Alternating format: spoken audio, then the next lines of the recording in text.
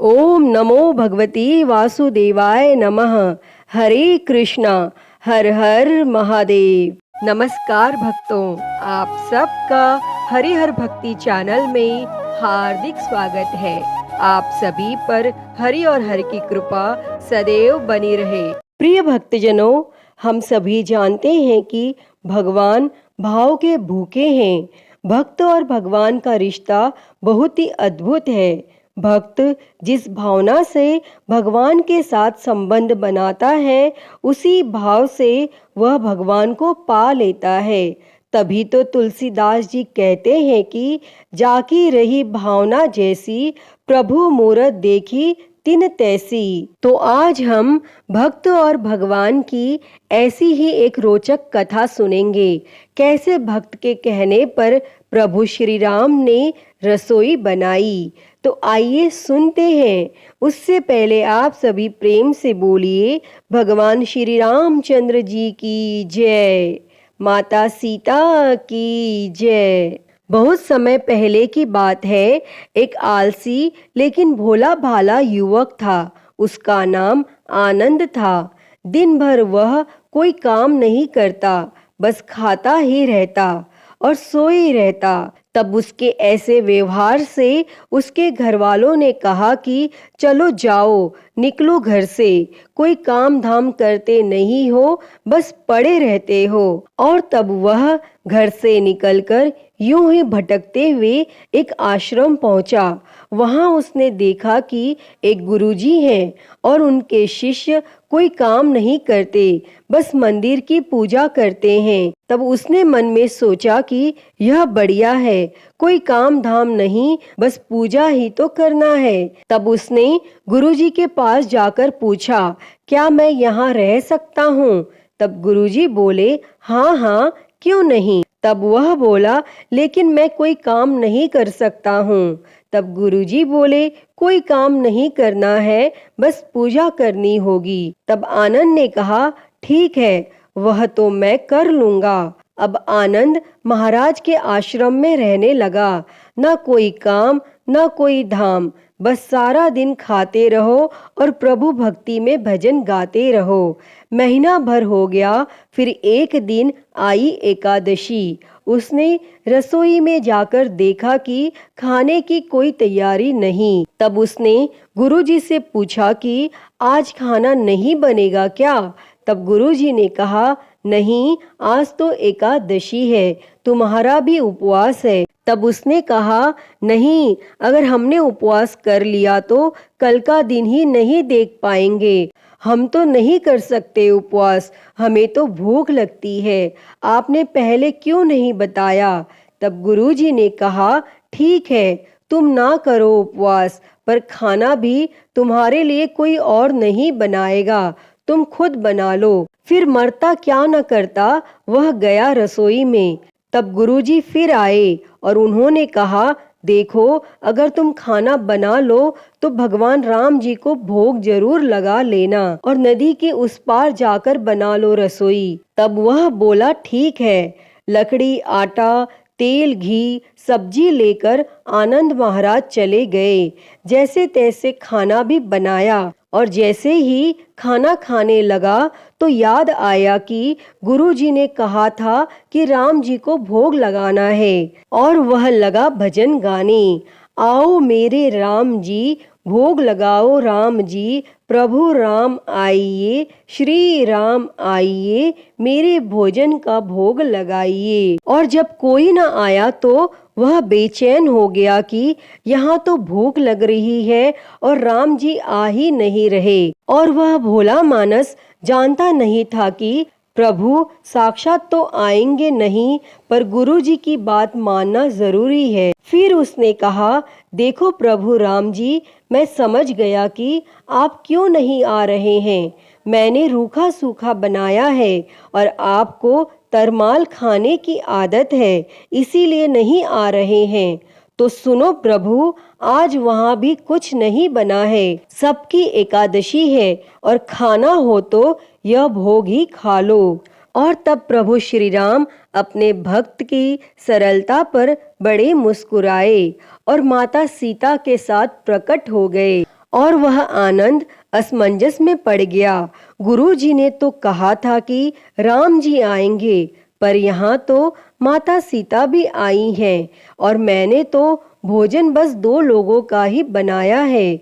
चलो कोई बात नहीं, आज इन्हें ही खिला देते हैं। और वह बोला, प्रभु मैं भूखा रह गया, लेकिन मुझे आप दोनों को देखकर बड़ा अच्छा लग रहा है। लेकिन अगली एकादशी पर ऐसा न करना, पहले बता देना कि कितने जन आ रहे हो, और हाँ, थोड़ा जल्दी आ जाना। और तब प्रभु श्री राम जी उसकी बात पर बड़े मोहित हुए और प्रसाद ग्रहण करके चले गए। और फिर अगली एकादशी तक यह भोला मानस सब भूल गया। उसे लगा कि प्रभु ऐसे ही आते होंगे और प्रसाद ग्रहण करते होंगे। फिर से एकादशी आई, तब उसने गुरुजी से कहा, मैं चला अपना खाना बनाने, पर गुरुजी थोड़ा ज्यादा अनाज लगेगा, वहाँ 2 लोग आते हैं। गुरुजी मुस्कुराए। उन्होंने सोचा भूख के मारे बावला है। उन्होंने कहा, ठीक है, ले जा और अनाज ले जा। और अब की बार उसने 3 लोगों का खाना बनाया और फिर से गुहार लगाई, प्रभु राम आइए, सीता राम आइए, मेरे भोजन का भोग लगाइए। और प्रभु की महिमा भी निराली है। भक्त के साथ कौतुक करने में उन्हें भी बड़ा मजा आता है। और इस बार प्रभु श्री राम माता सीता सहित अपने भाई लक्ष्मण, भरत, शत्रुघ्न को लेकर आ गए और उन्हें देखकर आनंद को चक्कर आ गया।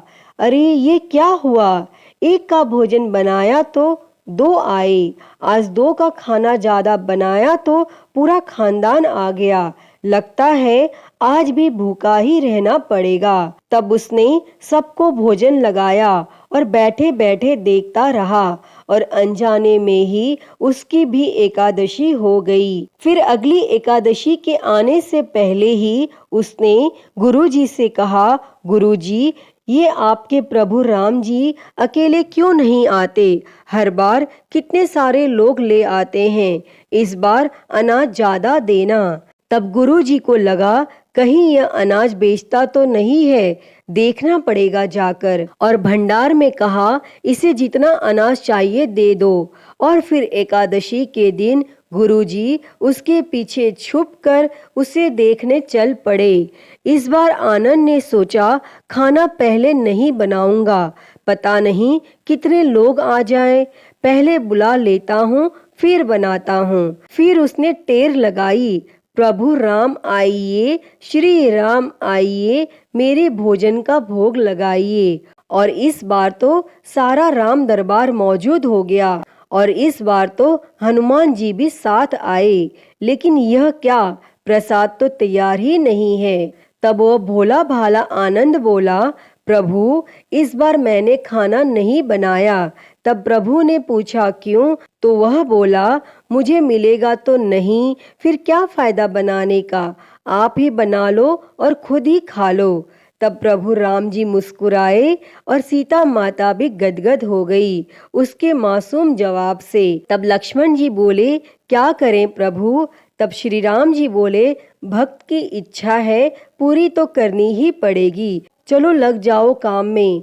तब लक्ष्मण जी ने लकड़ी उठाई, माता सीता आटा सानने लगी और यह सब वह आनंद एक तरफ बैठकर देखता रहा। और माता सीता रसोई बना रही थी तो कई ऋषि मुनि और यक्ष गंधर्व प्रसाद लेने आने लगे। और इधर गुरुजी ने देखा कि खाना तो बना नहीं और यह आनंद एक कोने में बैठा है। तब उन्होंने पूछा, बेटा क्या बात है, खाना क्यों नहीं बनाया? तब वह आनंद बोला, अच्छा किया गुरुजी आप आ गए, देखिए कितने लोग आते हैं प्रभु के साथ। तब गुरुजी बोले, मुझे तो कुछ नहीं दिख रहा तुम्हारे और अनाज के सिवा। तब उस आनंद ने माथा पकड़ लिया और बोलने लगा, एक तो इतनी मेहनत करवाते हैं प्रभु, भूखा भी रखते हैं और ऊपर से गुरुजी को दिख भी नहीं रहे, यह और बड़ी मुसीबत है। तब उसने प्रभु श्री राम से कहा, आप गुरुजी को क्यों नहीं दिख रहे हैं? तब प्रभु बोले, मैं उन्हें नहीं दिख सकता। तब वह आनंद बोला, क्यों? वे तो बड़े पंडित हैं, ज्ञानी हैं, विद्वान हैं, उन्हें तो सब कुछ आता है, उनको क्यों नहीं दिखते आप? तब प्रभु श्री राम बोले, माना कि उनको सब आता है, पर वे सरल नहीं है तुम्हारी तरह, इसीलिए उनको नहीं दिख सकता। तब आनंद ने गुरुजी से कहा, गुरुजी, प्रभु कह रहे हैं कि आप सरल नहीं हैं, इसीलिए आपको नहीं दिखेंगे।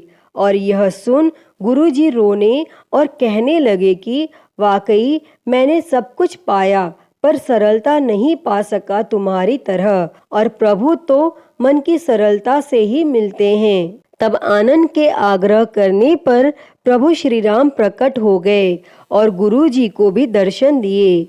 और इस तरह एक भक्त के कहने पर प्रभु ने रसोई भी बनाई। हे प्रभु श्री रामचंद्र जी, जैसी कृपा आपने उस भोले मानस पर की, वैसी ही कृपा इस कहानी को कहते, सुनते और हुंकारा भरते सब पर करना। तो सभी प्रेम से बोलिए, प्रभु श्री रामचंद्र जी की जय, सीता मैया की जय। प्रिय भक्तजनों, मैं उम्मीद करती हूँ कि आपको यह कहानी बेहद ही पसंद आई होगी, और अगर वीडियो अच्छी लगी हो तो इसे लाइक करें, ज़्यादा से ज़्यादा शेयर करें, और कमेंट में प्रभु श्री राम की जय लिखना ना भूलें।